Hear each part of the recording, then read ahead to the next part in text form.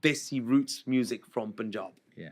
And that's what I listen to. Kuldeep Manak and Surinder Shindar and people like that. I don't know if you know of them, Come but on. they're old school, right? Yes, Okay. yes. But not everyone does, Yeah, right? Like yeah. nowadays, like the youngsters now, they're all these Gen Zs. You play a Kuldeep Manak song, they can't even They understand what don't he's know. talking about, Unless it's right? remixed and upbeated. Absolutely. Yeah, absolutely. So, you know, Najina was, I'd been singing probably about 12, 13 years performing before I met Rishi. Mhm. And I was like 23 at the time I met him, got introduced through a mutual friend, went in the studio, got a meeting with him, and he asked me to sing my favorite song at that time.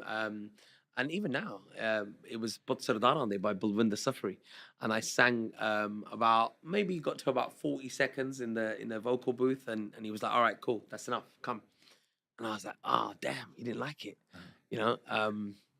And called me out and he was like, okay. He goes, so, you know what? He goes, I like your vibe, man. He goes, I didn't expect that.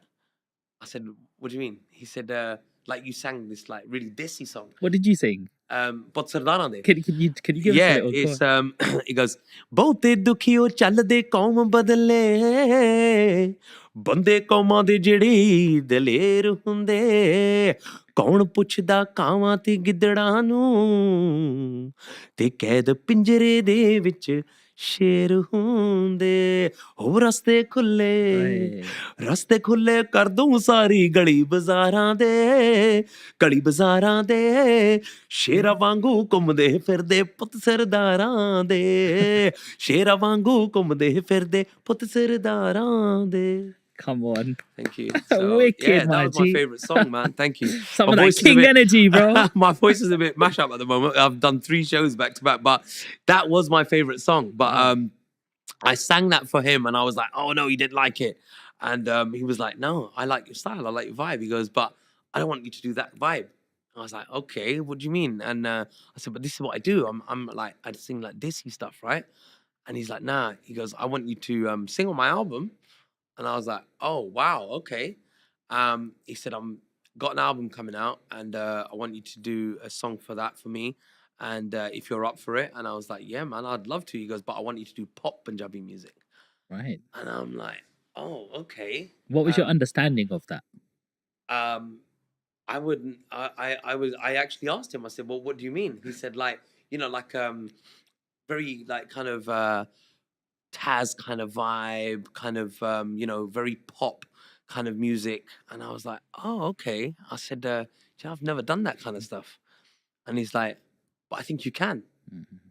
I was like, he goes, "You've got the look." Like, you know, I was young Southall boy, and you know, I think I went to see him in my tracksuit, and he was like, "Yeah." He goes, I like that vibe, and I think you'll be good at pop music rather than that dissy stuff." He goes, "And to be fair, if you do dissy stuff at that time, dissy music was quite big, and he said everyone's doing dissy stuff, right? All the old singers are like quite big right now. They're big with their whole dissy vibe." He goes, "And to get recognized, you got to go against the grain, right? Come with something different, something fresh." And I was like, "Okay." I said, "All right, look, man, look, it's for your album. You know what you're doing, right? I'm confident. I'm just very grateful that you've asked me to sing on your album. So let's do it." And he's like, "All right, cool." He goes, "When can you come back?" And I think I went to see him on a Sunday.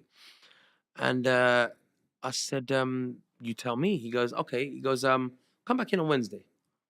He goes, "I'm going to call a writer." He goes, "Can you write?" And I went, "Nah, I've never written a song in my life." And he went, "Okay." He goes, "Come in on Wednesday. I'll call a writer down and we'll do a studio session." I was like, "Okay, cool." So went back in on the Wednesday and he called this guy. His name's Daljit from East London. And he went by the name of Iceman Dudley, right? And so he wrote songs. He came in and that day, funny enough, he had writer's block, right? So he couldn't come up with anything. He couldn't think of anything. And Rishi had made this beat. He'd played some stuff on the keys and he'd made a little guide beat. And he's like, I'm feeling this kind of, write something to this, right? And the guy's walking around, pacing up and down the room. And I'm sitting there and I'm just kind of humming along to this. And I've come up with this little hook. And he's like, "Okay, yeah, that's nice." And Rishi was like, I thought you said you didn't write. I Yeah. said, I don't, but I can vibe though. Yeah. And he's like, yeah. He goes, well, that's how you do it. And I was like, okay. So that it was a very, very relaxed environment, very Yeah. chilled, and that's how we started writing that track. Mm. And then he was like, look, okay. Daljit was like, you know what? Let me go away and come back tomorrow. I don't want to. I can't do this right now. Yeah. He's like, nah. He said, listen, my album's done. I'm putting this as the last song on there. I can't have you go away and come back. You need to do this for me now. He goes, go out of the room, Jugs, go with him, go spend half an hour outside, get some fresh air and come back. He goes, we got to do this today.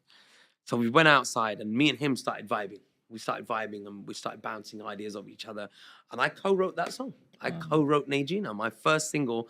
And then we started putting it down, started vocaling it. The next day, I think I vocaled it because we wrote it that day. And Rishi was like, okay, so when can you record this, Jugs? And I was like, I was thinking like next week. In my head, I'm thinking like Yeah. next week or so. And he's like, I said, I don't know. I said, let me learn it. He goes, all right, when can you do it? Tomorrow, day after?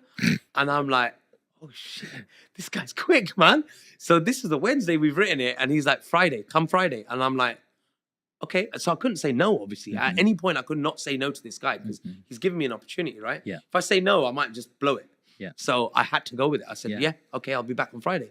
So I went away, learned the song. I'm reciting it, made it mine. Went back in on the Friday, went and vocaled it. And then did the vocals for that. And then he's like, okay, brilliant, man. He goes, I got what I need. He goes, thank you, man. He goes, that was wicked. I'll be in touch as soon as it's ready. And then I think he took another couple of days. On the weekend, he got a guy called Don D on there. And on the Monday, he rang me and he was like, Jugs, your song's ready. He goes, you want to come and have a listen? I'm like, wow, bro. That's mad. Like, I Wow. only met you on Sunday Yeah. for the first time ever. Wow. And a week later, we've got a song. Mm. And he's like, yeah, he goes, it's going on the album. He goes, come down and have a listen. You think I'm like, that's what made Rishi special? yeah, man, he's quick, bro. He's very, very good at working with and developing artists, and that's what he did with me. He developed me. He gave me the opportunity. He helped me start my career. He he gave me the opportunity that I was looking for. That I needed in this career.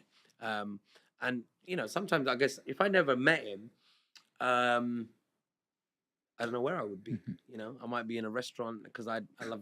Somebody asked me that once before. If you weren't a singer, what would you be? Yeah. I said I'd be a chef. I'd have a restaurant because I used to have a kebab shop when I was 18. When I left uni, I had a kebab shop, and that's what I was going to do.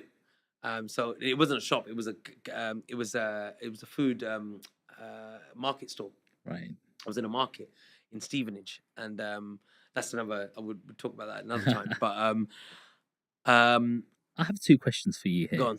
First of all, what goes into composing or writing a song? Like you said, you'd never done it before until you started vibing with somebody. How Yeah. do you know what a verse looks like? How it rhymes? How it would go? Start, finish? Like, where do you start? I had no idea, to be honest. He helped me do that.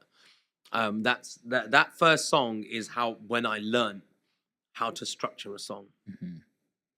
Your style, your antra, you're basically like your chorus, your pre-chorus, your verse, and all of that structure.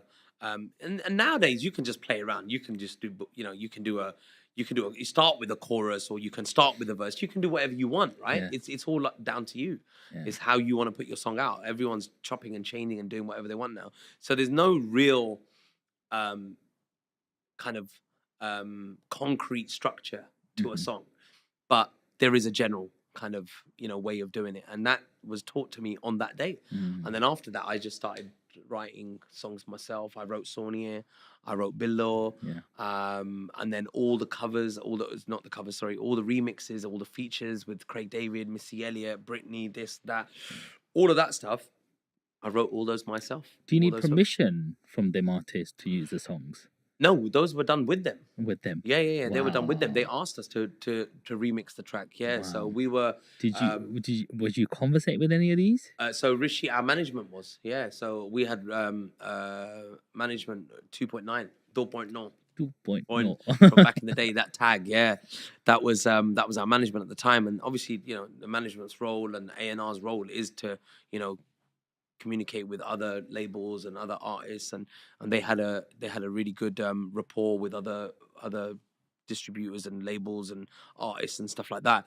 So we were able to connect with a lot of these people and get on a lot of the records. And they were official remixes. They weren't just remixes, bootlegs and stuff like that. They were official. Like, you know, there was someone from their team that was like, right, we've got this record we want, you know, and it was sent out to like 10 different producers.